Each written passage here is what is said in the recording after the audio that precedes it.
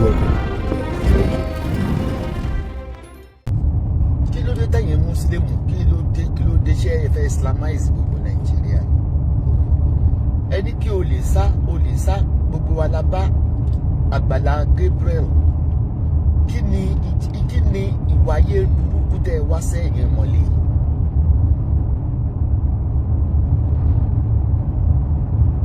Ẹni kí o lè sásẹ́, a ní kó má kọ́lé fún yàn mọ́, kó kọ́ general, ó ń kọ́ general. Wọ́n ní Agbala Gabriel wípé Adepoju lábí ibù ẹ ṣàpọ̀ báyẹn nílọrin ẹ ló fọlọ́pàá gbé. Agbala Gabriel wọ́n ti mọ́lé nítorí ọ̀rọ̀ Gabriel, but the guy apologized. Tí ẹ̀yin ìmọ̀lé dẹ̀ wà lórí social media with all your blunders, Christian mélòó ló ń bá yín dá sí? Àgbàgbàkó làwọn ará Ìlọrin yìí ni, especially that guy called Adepoju tó máa arrest gbogbo àwọn èèyàn. Yóò wá arrest èmi náà nítorí máa ṣe fún ẹ jẹ bomba to bomba. Tó bá ń gbọ́ bomba to bomba, ẹ̀sìn burúkú ní ẹ̀sìn yín, kì í ṣe ẹ̀sìn àlàáfíà. Just because you adopted Muideen, then you can start from the beginning to nurture him. Okay, ẹ ti gba Muideen kúrò lọ́wọ́ Agbala Gabriel, and you have converted him back to your Islam. Why are you still torturing Agbala Gabriel? Remember, we all came out for Agbala Gabriel. Like me, my chat is only once. I don't stick to a chat. I move on. Tí abama wo into ìṣẹ̀lẹ̀ yìí, accepted Gabriel kówó jẹ bí ta ti ń ṣe náà láti ń jẹ. Mo sọ fún yín, which I will keep on repeating it, pé ohun àtàwọn mẹwẹ́ wọ́n ti flag page mi. That is why I came for you. Kí ló dé tẹ wá fà bá ti ẹ̀jẹ̀ tẹ́ni pé kán lọ tì mọ́lé? Ayé yìí máa bàjẹ́ tọmọtọmọ o. Ó pọ̀ nílẹ̀ yẹyẹ o. Ẹ ní ìsinmi. Alátẹ gbójú yẹn lé ẹ. Ó máa kọjú ìjà sí yín, ọ̀nà yín á dàrú. Gabriel ti gba ìwé ilé tí wọ́n kọ́ fún, and it's left to him. It's either he keep the house or abandon the house. And remember, Gabriel didn't come to Agbala Gabriel with a cent. It's Agbala Gabriel fund that donated towards the project. Mama, why are you looking for his downfall? His doctrine is not equate to your own doctrine. If you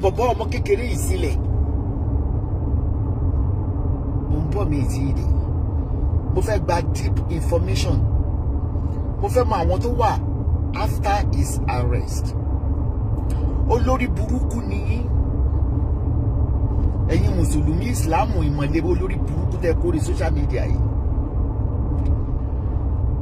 Ẹ̀yin ò ṣe lọ kọ́lé mi fún Muideen from your own pocket.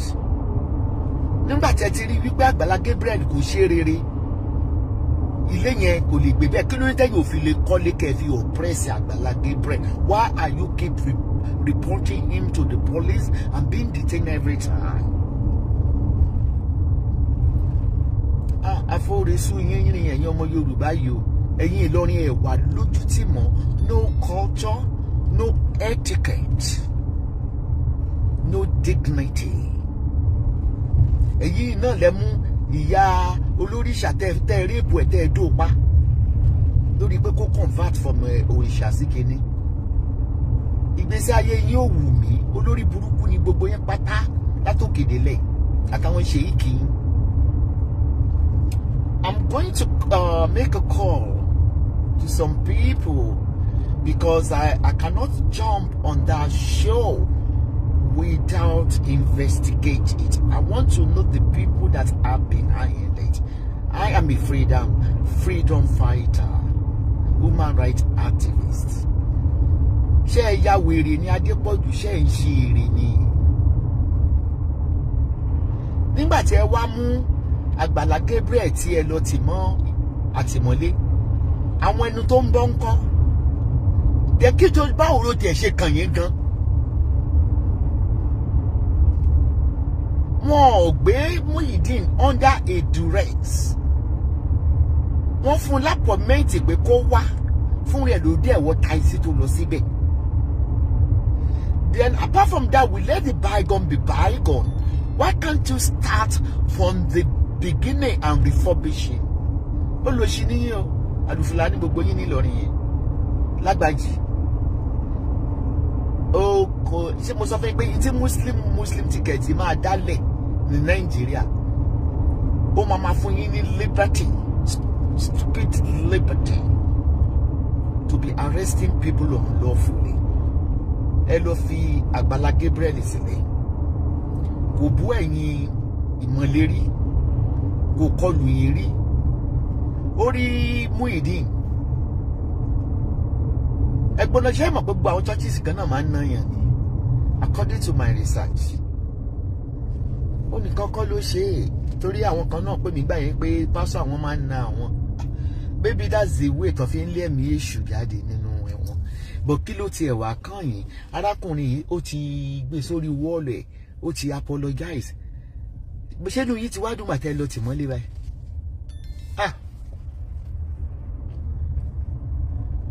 Ayé yìí ti pò fún ẹ̀yin mùsùlùmí wèrè yìí, ẹ̀yin wèrè tẹ́ wà Nàìjíríà yìí. Let me ask you, ilé mélòó lẹ́yìn ti kọ́ fún yàn fún ẹ̀ tó wà homeless? Kẹ́ni má ní onílara, kẹ́mi má ní ẹ̀yin tẹ́ tó nǹkan gẹlẹ́tẹ̀ tó pé owó ẹjọ́ lẹ ṣáà máa ń dá ṣáá within your ìmọ̀lẹ̀ circle ká kúlù fún yàrá yàrá ni.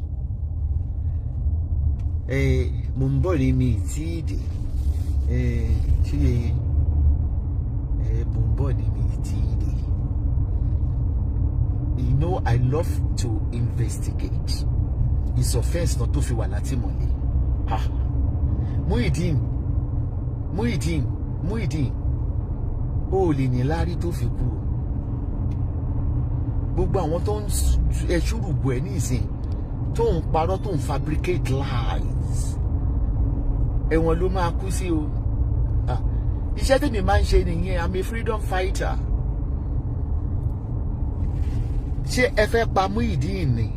Mo ti pè lólè, mo ti bá wí, mo ti ṣe gbogbo ẹ̀ pé ó dẹ̀ ti bẹ̀rẹ̀ sí ń kọ́lé tó máa kó gbogbo wọn sí kí ló dé tẹ́ ní pé kó kúrò ní ayé. Ṣẹ́yìn ẹ̀yin ìmọ̀lé iṣẹ́ ẹ dáwó ni? Bẹ́ẹ̀ bá dáwó ẹ sẹ́ndì rìsíìtì sí mi kí èmi á fún yín padà lápò ara tèmi. Esabod á fún yín padà. Olórí burúkú ẹ̀yin akúṣẹ̀. Èlò ló wà lọ́wọ́ yín tẹ̀ ń súré po nílùú. Àyájọ́ ẹ̀kọ́ ti dé òtẹ́ tá ti máa ṣe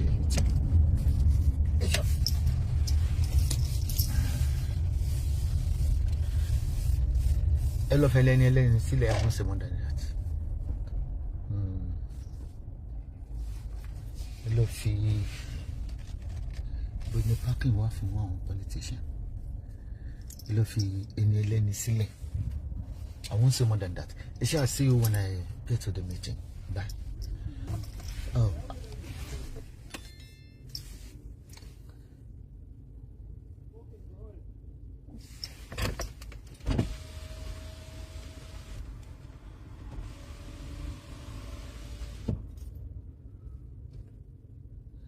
I don't know.